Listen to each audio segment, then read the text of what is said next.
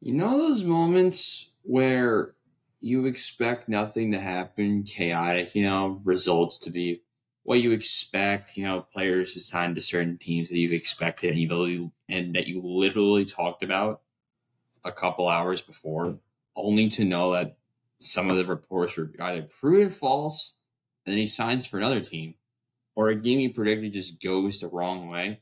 That's a very popular theme from this weekend, and I apologize if you used any of my picks for like bets and stuff because some of this stuff was absolute chaos, and it's time for me to break it all down. You're also probably wondering the outfit choice. We have Jets hoodie from the incredible game yesterday. I wore this to the game yesterday. I was there. Of course, we have the USMNT scarf. So you're probably wondering, Robbie, why are you talking about the USMNT again? Something big happened on Thursday. I'm going to talk about it. Welcome to the Robbie Basel Show. Episode, what are we on, 58 now? I think we're on, whatever it is. It is December 11th, 2023. You already know my name. I've said it about 50-something times now. My name is Robbie Basel, and welcome back to my show. It is a pleasure to keep and continuing to keep doing this for you guys. And while this is finals week, hopefully it doesn't all go to crap like some of the other teams or predictions that I had for this week. And we're going to start off, we're going to go a different order today. We're going to start with the NFL because that was absolute insanity. We're going to go with the NFL. Then we're going to dive into the Copa America because that draw came out on Thursday night. I forgot to talk about it on Friday. Then we're going to go to the Prem and the Champions League because it's the final week of the Champions League, as well as the Shohei Ohtani sweepstakes ending early at the end of last week. So chaos abound. And also, by the way, of course, there's no more Into the Stands for 2023. What we were able to do over the entire calendar year, how many other episodes it was. It's awesome to continue to work with those guys. I always love doing it. And the fact that we've continued to do this partnership and me always trying to smile and continue to work with those guys. It's always an honor and privilege to work with those guys and be, I think, the number one show in views from this semester so far, which is incredible. But what we were thinking about standard-wise. But anyway, thank you guys so much for supporting Into the Stands. The last episode will be linked in the description, as it will be for the rest until the next episode, which I don't think will be for at least a month. Hope maybe we get the Into the Stands guys on for an episode on this show. We will see about that. And we're going to start with the New York Jets, who played an absolutely phenomenal second half, beating the Houston Texans 30-6. Now, before I talk about the Jets, I just want to talk about the Texans. The problem with the Texans from this game was they were very heavily injured, and it's going to possibly cause a problem for the rest of their season. Notable injuries from this game, from what I saw, was Nico Collins going down, Blake Cashman, and eventually the heartbreaking one that I thought was much worse was C.J. Stroud late in the fourth quarter. Which I was surprised he was even still in the game at that point. The Texans were not going to win that game, and they put their quarterback at risk. And Stroud went 10 of 23 for 91 yards. It was a mess the entire game from the Houston Texans. Brevin Jordan made some good plays. Nico Collins had one catch and he got injured. He did not return. Will Anderson, I think, did not return to the game, as well as Blake Cashman, C.J. Stroud, of course. So the Texans, looking forward, might next week be without Nico Collins and Tank Dell, so the top two receiving targets, and possibly even their quarterback. And that's a very concerning situation for the Houston Texans, because if you look at the remaining schedule, they get the Titans this week, followed by the Cleveland Browns, who we're going to talk about next, the Titans again, and then the Indianapolis Colts. So you're probably might be looking at 9-8 and possibly just missing it for the Texans now. They're going to have to beat the Colts. That game is now going to totally be a winner-take-all in the last week of the season. And not going to lie, like I said last week, I wouldn't mind it at all. But the Texans, their defense looked okay in the first half, but in the second half, they got lit up by my guy, Zach Wilson, who returned and played the best half he's ever played. 27 of 36 for 301 yards and 2 touchdowns. That's his most passing yards in a game this season. That's his most completions, I believe. Actually, it's his second most completions in a game this season, as well as one of the higher touchdown numbers from this season. And a big reason for that was, I think it was Hackett opening up the playbook, and it was clearly exemplified. The run game was not working. It just continued to not work, but the passing game looked phenomenal. And it's led by, of course, Garrett Wilson, who made some great catches throughout the game. Tyler Conklin had 2 Randy Moss-type plays. He had 4 for 57 total. Jeremy Ruckert making big plays. Randall Cobb caught a touchdown. Next question. Xavier Gibson had a touchdown as well. And, of course, we had the touchdown passing-wise to Breece Hall, who had over 120 total yards. So the Jets' offense as a whole looked so much better. And they're playing with nothing to lose. Because, inevitably, their season's probably done. Because 9-8 will probably not make the playoffs now. However, if the Jets do find a way to win out and the Texans go 9-8, the Jets would inevitably knock out the Texans because of head-to-head matchup, I believe.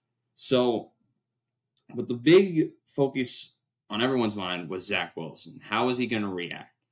And first couple of drives, he took some sacks, which I don't blame him for. There was nothing open. Pocket collapsed immediately. And then there were some plays that were like, I don't know.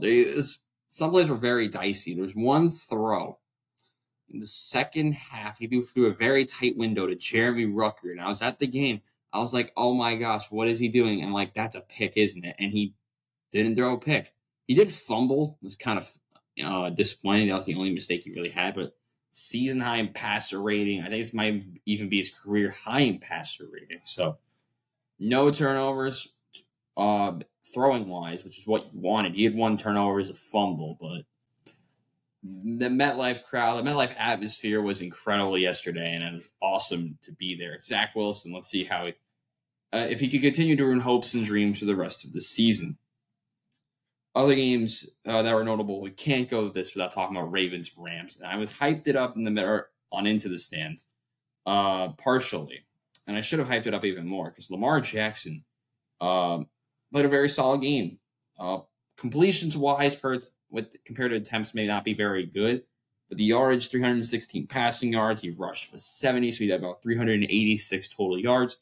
3 touchdowns, 1 interception. For the Rams, you had Stafford throw for 294 and 3 touchdowns. Kyron Williams being very big in the run game, but the Ravens won in overtime on a walk-off touchdown.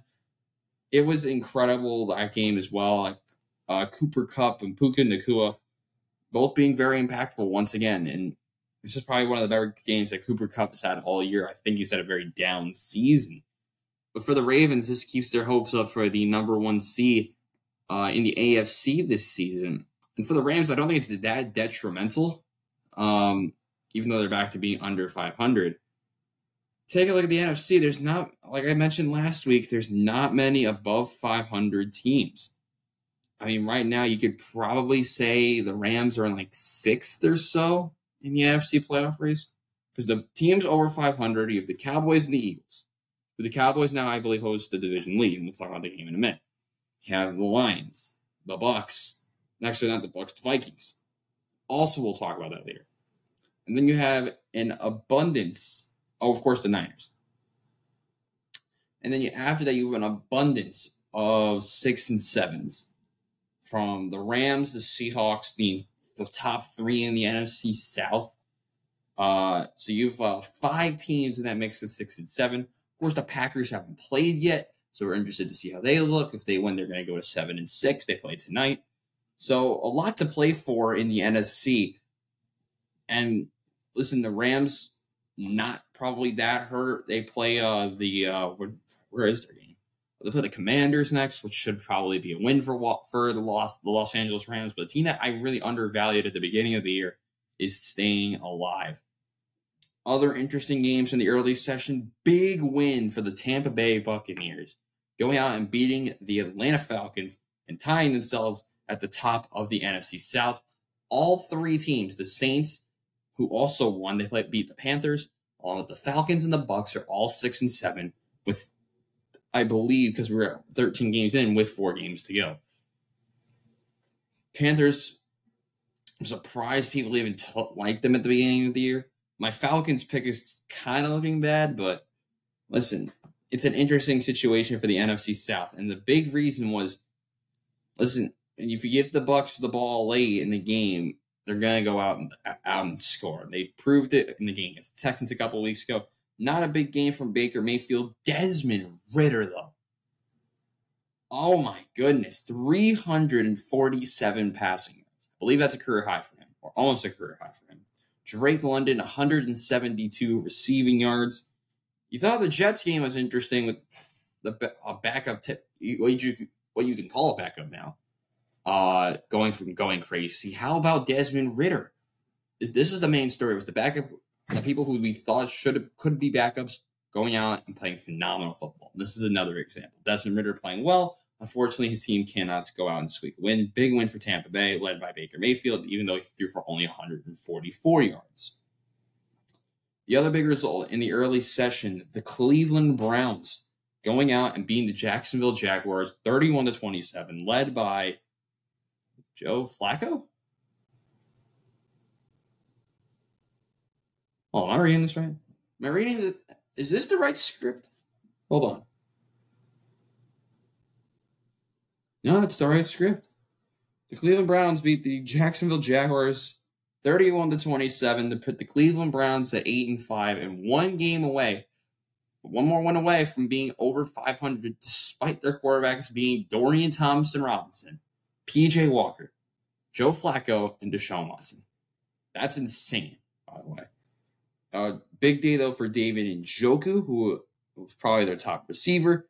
Amari Cooper, former Jet Elijah Moore, had 42 receiving yards. He used to be a big target with Joe Flacco, from what I remember. David Bell had one catch for 41 yards, but it was a touchdown.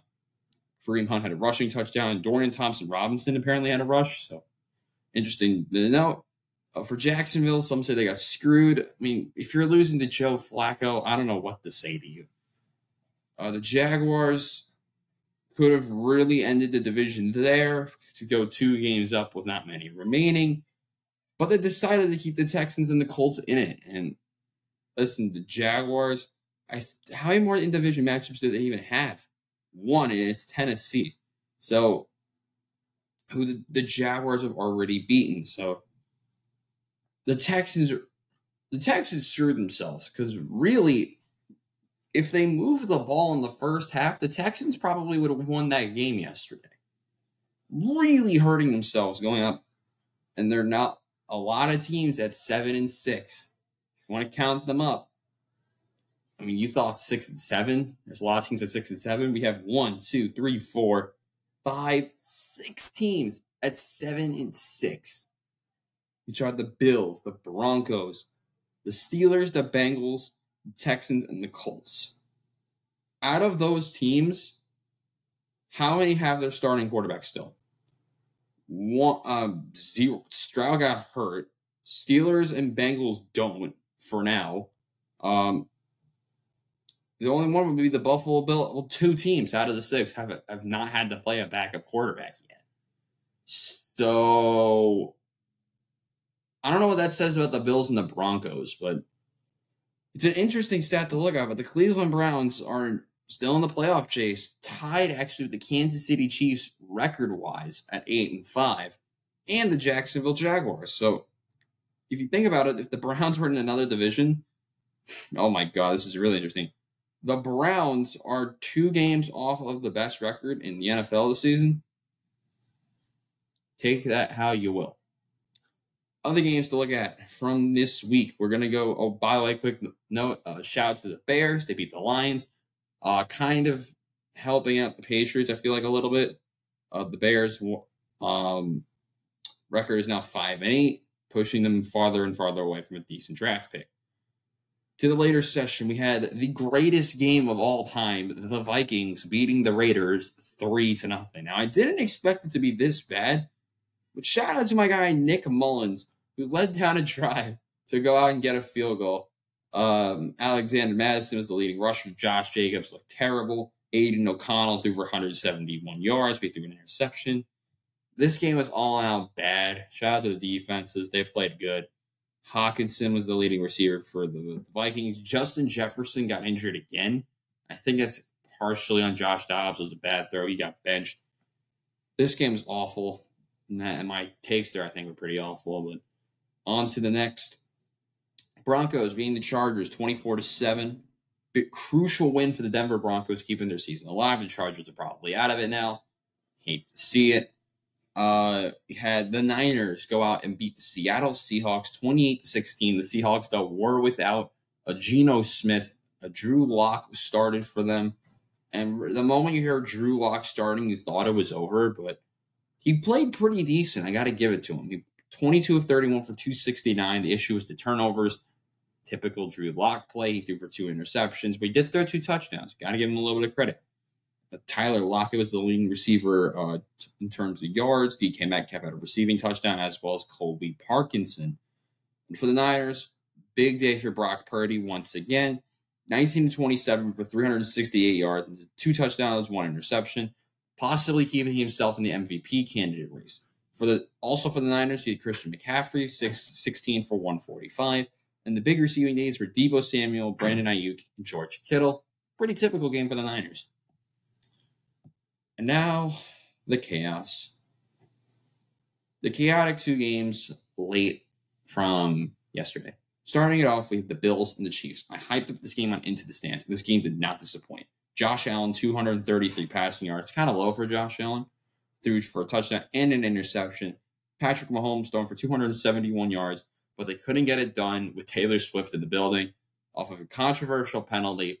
I think it was the Travis Kelce catch. They tried to, lateral it or something, but I think they may have. Oh, yeah, actually, they did the lateral. And then Kadarius Toney, who actually caught the later pass, was deemed offsides because his foot was over the line of scrimmage. Part of his foot, I think is what it was.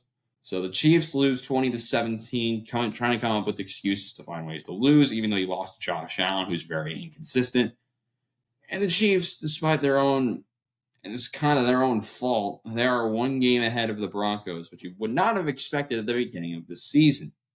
Also, fun fact, Chargers and Raiders have the same record. How is this possible? But yeah, interesting game there. Buffalo looked solid, I felt like. Chiefs, I don't know.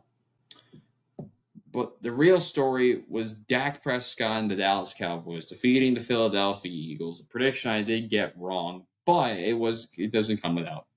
A lot of interesting stuff came out of this game. Starting it off, Jalen Hurts, 18 of 27 for 197. What this game, I think, proved, who has Jalen Hurts now lost to, by the way? Let's just list off some quarterbacks that the Eagles have lost to. They lost to Brock Purdy and Dak Prescott, 2 MVP candidates. And Zach Wilson? Still love that narrative, by the way. But the problem is in some of these bigger games, Jalen Hurts in 2 of those 3 did not look very good. And he was outplayed in all 3 of those matchups. It's not like, you can blame the defense. You can't do anything like that. Not from what I remember, at least. Look back at the Eagles game.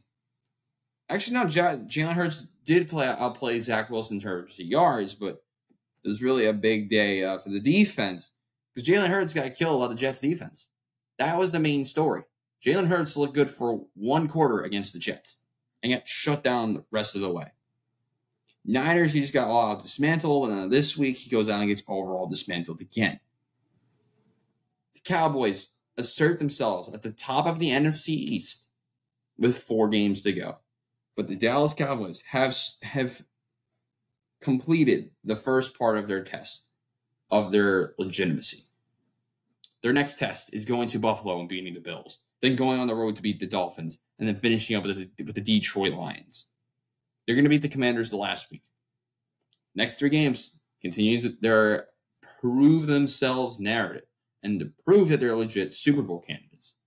I still don't think they are, but because it was a home game for them. And if you look at the last game between the Eagles, when they played the Cowboys, the Eagles won at home, but the difference was the Eagles are just gifting Dallas chances throughout that game. So the Cowboys went out and got a win. And, of course, we have tonight's games with the Green Bay Packers and the New York Giants. I think that one's going to be back and forth, but I'm expecting Jordan Love to have a field day, giving me the Packers. And then the Dolphins, I think, are going to dismantle the Titans, though I don't think the Dolphins are really going to be able to stop Derrick Henry. It's just the Dolphins' offense is so much better, and the Titans' defense is not very good. So give me the Dolphins and the Packers to win tonight. To the soccering world, and that is where we head next. And we're going to start with the draw that happened a couple of days ago now, and that is Copa America. I cannot wait. You got the scarf on, the U.S. M&T scarf with where's the logo, man? Oh, it's over here. Got the U.S. logo. Of course, I got to wear the scarf, even though I'm wearing the blue side. Let's talk about some of these groups. So Group A, Argentina, Peru, Chile, and then either Canada or Trinidad. What a gift for Argentina. I don't know who they paid off to get this draw. This is a gift. And the reason I say it's a gift, because the hardest team they're going to play is one of the CONCACAF ones. Unless it's Trinidad, then it's going to be like the hardest team they're going to play, I think, is Chile. But Peru and Chile are a mess. They're both on downward slides. They've not gone off to good starts in World Cup qualifying, and I think the narrative is going to continue here. I don't know who's going to come out of this group yet, because I want to find out who wins Canada against Trinidad, but this group, I think, can go, other than Argentina winning it, I think this group can go multiple ways. I think going to favor Chile because they're able to consistently score goals better than I think Canada. I mean, Canada went out and lost. They got knocked out in the quarterfinals of the CONCACAF Nations League. I don't know what to think of Canada yet. Group B, I like this group a lot. We have Mexico, Ecuador, Venezuela, and Jamaica. Jamaica's the dark horse. And the reason I'm saying dark horse early on is the red-hot form of Leon Bailey. I think he's going to be a very important player. Of course, usually they have Damari Gray, Hutchinson, I think is Jamaican. If you look at the roster, some of the Damari Gray, Leon Bailey, Nicholson, that was the name. Hutchinson's Canadian. They have Ethan Pinnock. Andre Blake is a phenomenal goalkeeper in the MLS. You have Michael Antonio, who's very good in the Premier League. Oh, it is Omari Hutchinson. There's multiple Hutchinsons. Cool. Bell, Palmer, Kayvon Lambert's here. They have a Kemar Lawrence. Can't forget him. They have a decent pool of players. The issue is that their defense is usually pretty garbage, and that's sad. I mean, I'll word it differently. The defense is usually lacking. Garbage is a little bit harsh. Because the Jamaicans are a small country, and usually in the middle parts of CONCACAF, you don't see defenses usually play very good, especially on the road. And in Jamaica, I don't know. They're an interesting bunch. A team I'm watching out for, I think is going to be Venezuela. They've played very well in World Cup qualifying. They're part of, I think, of the top 3 now. Ecuador is another good shout. I think Mexico should be a little bit concerned. I feel bad for Mexico, but the home field advantage playing in North America, I think is going to benefit Mexico. I don't know who to pick yet, but I'm leaning towards the South American sides of Ecuador and Venezuela they go through. I'm not sure yet. Group C is where you'll find the United States. They have Uruguay, Panama, and Bolivia.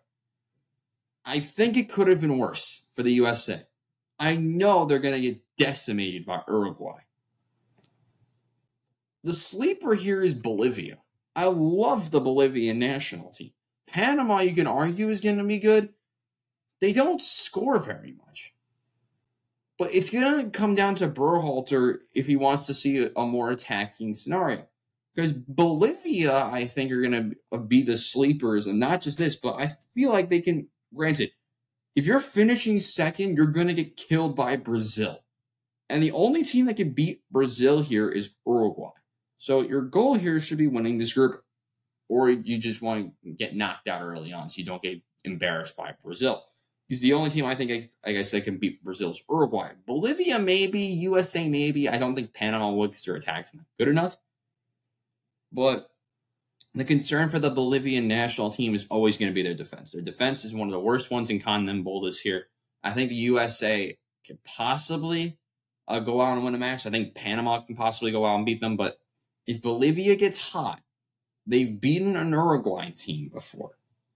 They could possibly go out and make some noise. It's going to be a fun group. I'm very excited.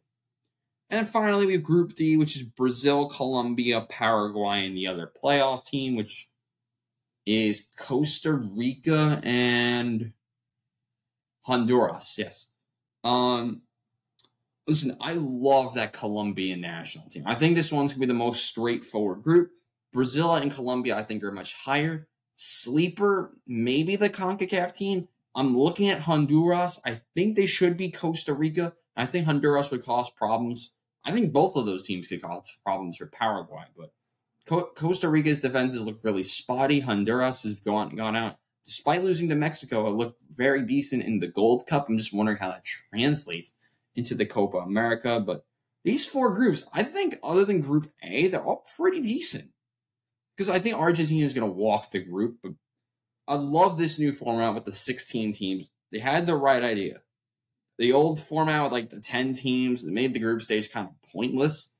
So I think for this, they did it right. And I'm very excited for June and July because it's going to be a very fun Copa America. To the chaos of the Premier League, starting us off, we have Liverpool beating Palace. Courtesy of two late goals from Salah and Harvey Elliott. Big win for Liverpool. Crystal Palace got the penalty. It was a very back and forth match. There was a penalty that I went to VAR but was disallowed, and I like the call. I think it was very smart that they disallowed the penalty. It would have been a yellow card for Van Dijk.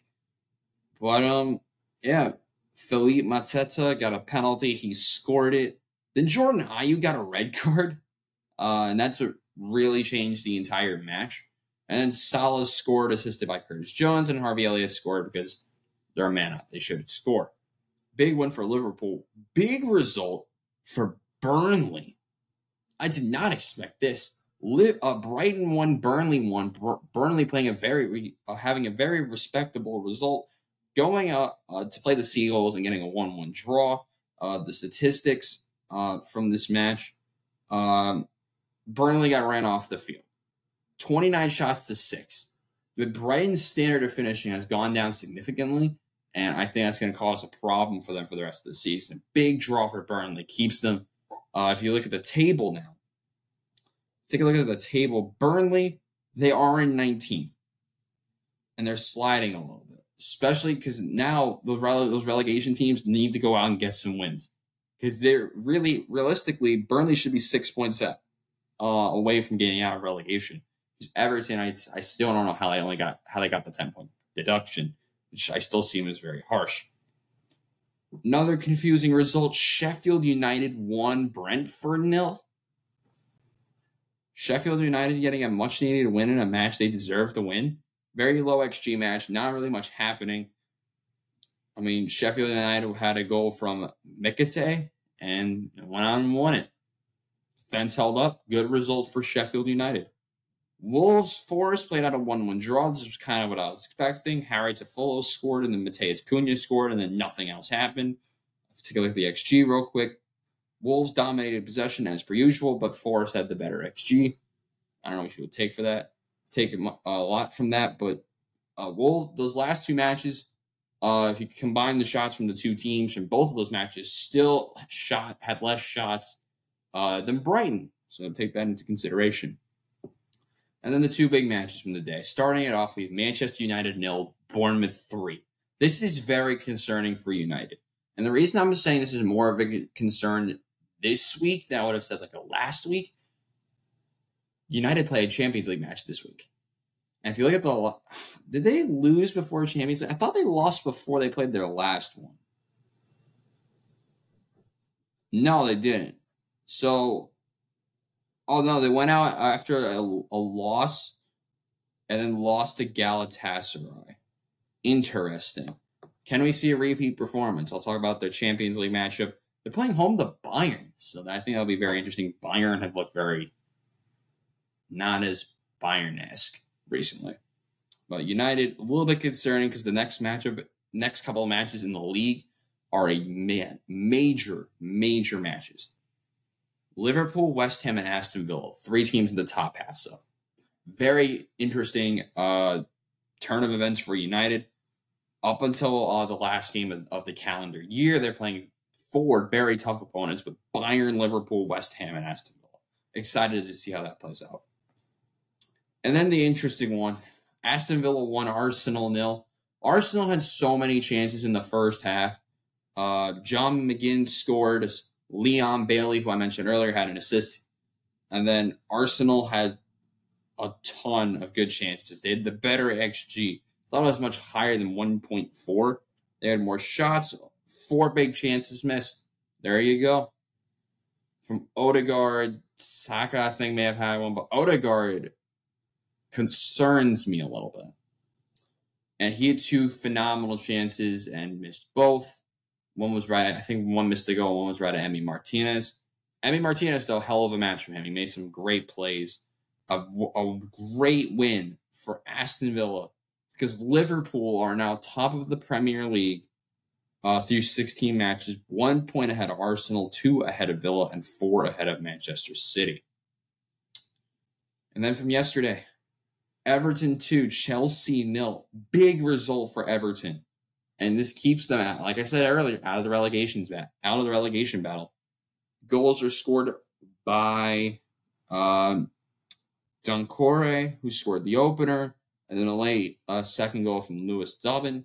Gives all 3 points to Everton. And while they got outpossessed by Pochettino and Chelsea, they had the higher XG. It's a big thing from this week. They had the less shots, but they took advantage of the good chances they had, and Everton went out and won 2-0. Well-deserving win. A result I don't think anyone's talking about, Fulham 5, West Ham 0. Fulham are scoring goals in bunches. They haven't been shut out since playing Manchester United at the beginning of November.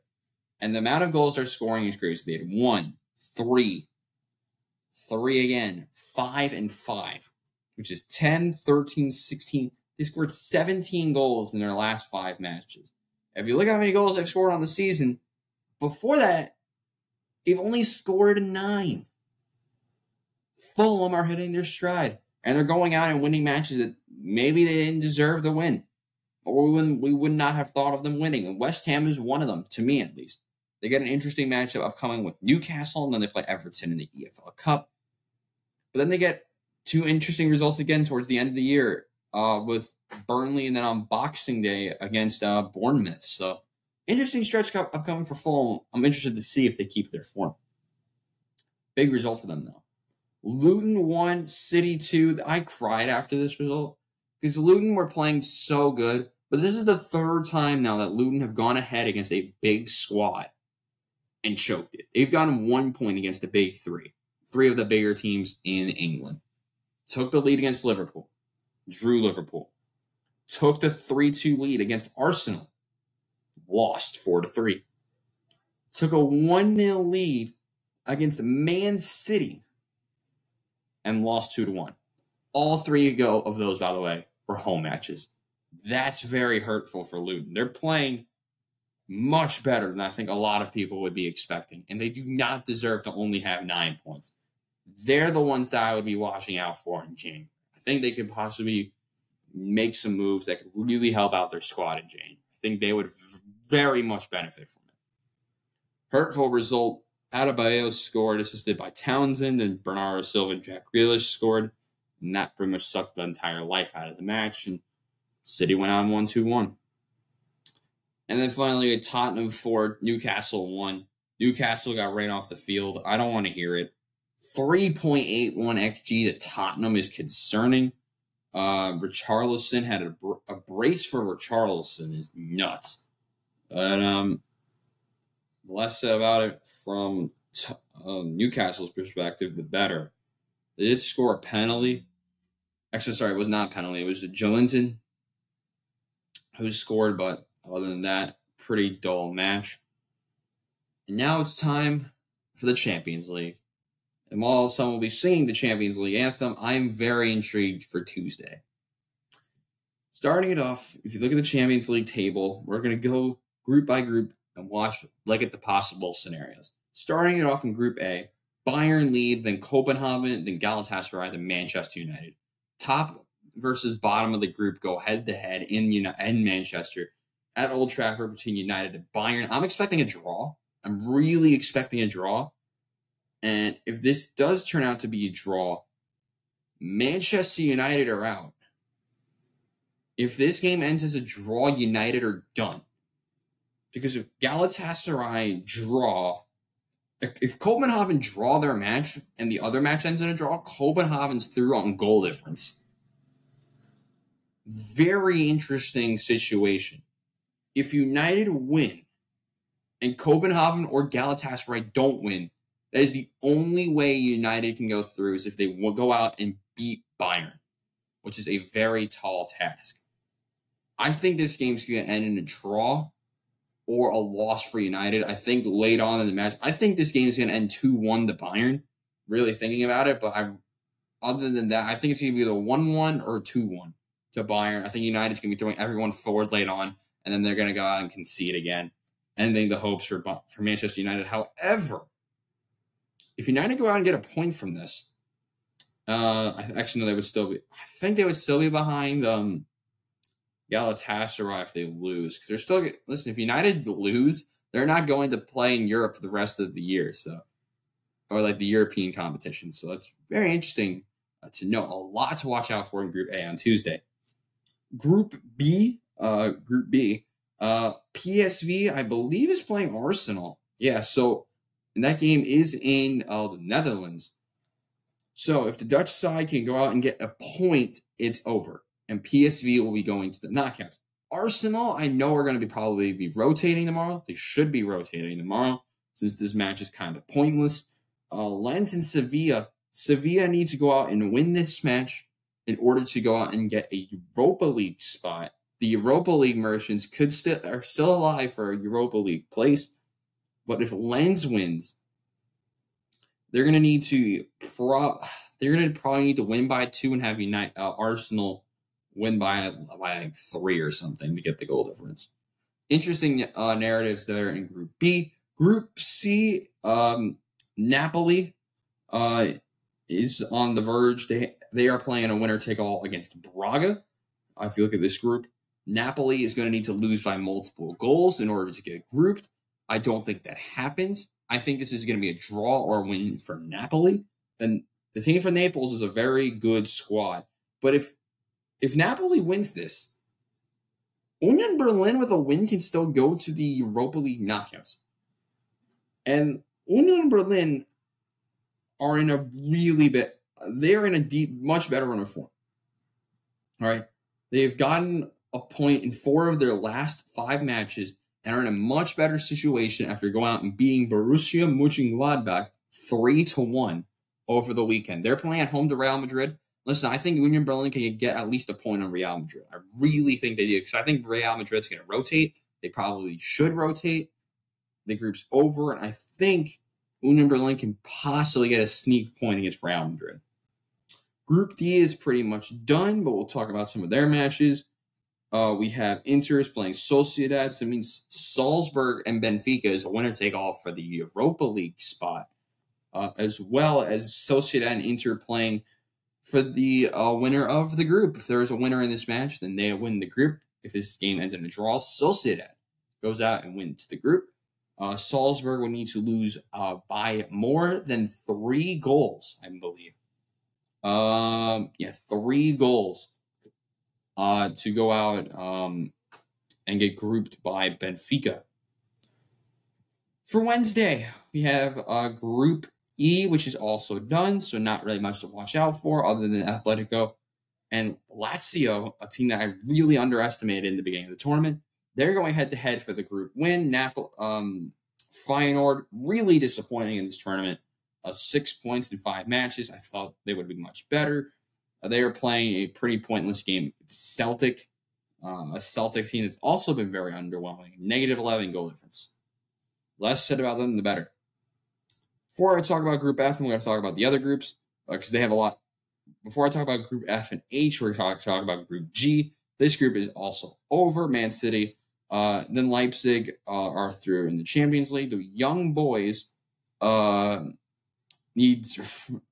Boys are probably going to Europa, are pretty much confirmed for the Europa League.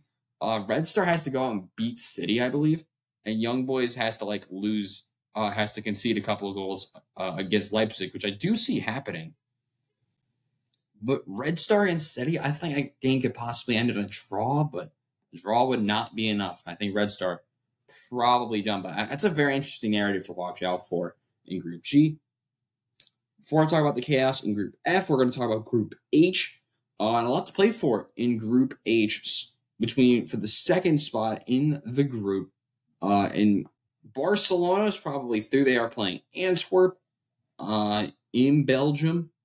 But the match to watch out for, we are going to Portugal. Porto is playing Shakhtar Donetsk.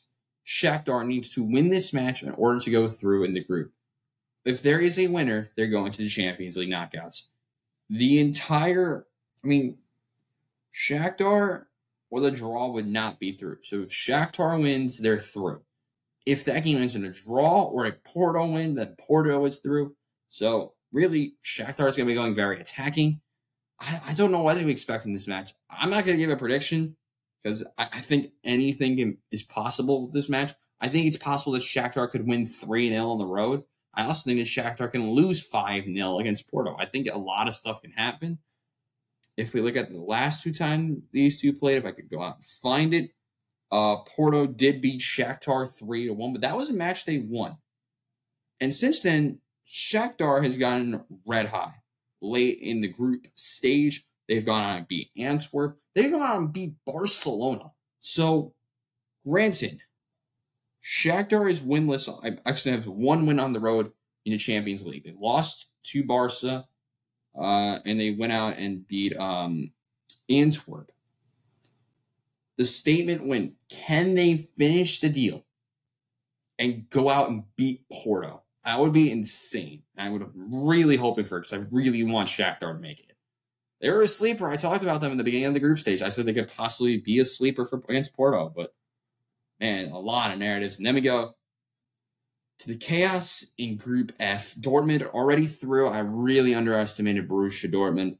PSG, Newcastle, and AC Milan fighting for the spots. And we're going to probably see this settled, I think, with the narrative in Newcastle. Newcastle hosts AC Milan in a match on Wednesday at 3 o'clock.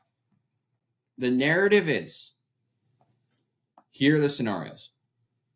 PSG with a win seals the deal. If PSG win by multiple goals, they win the group. If Newcastle wins, if PSG doesn't win and the other match has a win, PSG is getting grouped here and is going to the Europa League as the heavy favorites to probably win the Europa League. But a team I'm watching out for down the stretch, I'm really trying to see what AC Milan's going to do in this match.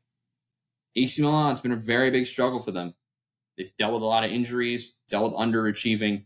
I'm really interested to see how they look at this match against Newcastle. AC Milan with a win and a PSG loss would be through. AC Milan winning and a draw from PSG, I don't think sees AC Milan through. They would be going to the Europa League. But a win with AC Milan would guarantee them a spot in a European knockout, either the Europa League or the Champions League. PSG with a win by, of course, by multiple goals, like I said, would win them the group. Dortmund in second. It's chaos abound, and I cannot wait. I cannot wait for for tomorrow and Wednesday. It's going to be so much fun. Finally, we're going to talk about Shohei Ohtani, who made his decision pretty much right after the episode, I think the day after the episode came out. I said he was going to go to the Blue Jays. That report turned out to be false from John Morosi. He apologized for it. And then Ohtani, this is very similar, I think, to the Aaron Judge move. And the reason I'm going to say it's very similar to the Aaron Judge move is because whoever was it said Arson Judge is going to the Giants, and then he re-signed with the Yankees. And they said Ohtani's going to the Jays. He's not. He's going to the Dodgers. Pretty much ending the narrative that the Diamondbacks can still be heavily competitive in the National League West this year. Listen, Todd Bowley actually owns the Dodgers, so Todd Bowley is going out and throwing the Chelsea money out. The money he's making from the Premier League, but I'm not going to go that far. The money he's going to make from this move off the jump is off the charts. From revenue from Japan, revenue from fans buying jerseys, like it's going to be nuts. And I'm very intrigued to see how Ohtani looks. Of course, still ain't going to hit. The big part about it was the money. How much is he going to make? $700 million, chat. 700? That is absurd. And the reason I'm saying it's really absurd is because the dude's not pitching for year one, and we're not going to see how he's going to be able to pitch for 2 years. Golly. It's going to be 2025 when he actually pitches in a game. Hopefully. The narratives are all there. What will Ohtani look like with this team? That lineup is loaded, though. 10-year contract, I think, is ambitious, but at the end of the day, it's the Dodgers. They have infinite money, I guess, now. But that probably rules them out for Yamamoto, opening the door for the Mets, the Yankees, to get Yamamoto. I think, listen, I would not be surprised if the Boston Red Sox go out and make a move late for Yamamoto. And the reason I'm saying that is because of the... Listen, I don't think he's going to go to despite the heavy links of the Yankees, I don't know. I mean, I thought the Yankees would be kind of hesitant after the Rodon contract. But I would have think that Yamamoto would be more heavily favored with the Mets because we haven't paid a big free agent yet, and we also have a Japanese pitcher on the squad already with Senga.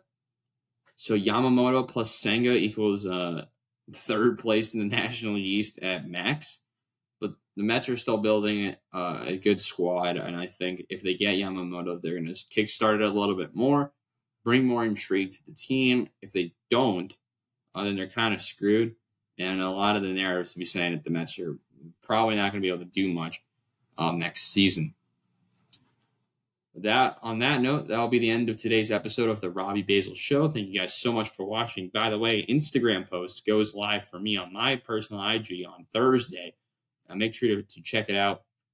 The handle will be in the description. For those who are in finals in college this week or next week, best of luck. I have mine on Wednesday and Thursday. So, like I said, still not sure about Friday's episode, but you guys will hopefully find out soon. On that note, I'm Robbie Basel saying so long. Enjoy your week. I'll see you guys next time. Goodbye, everyone.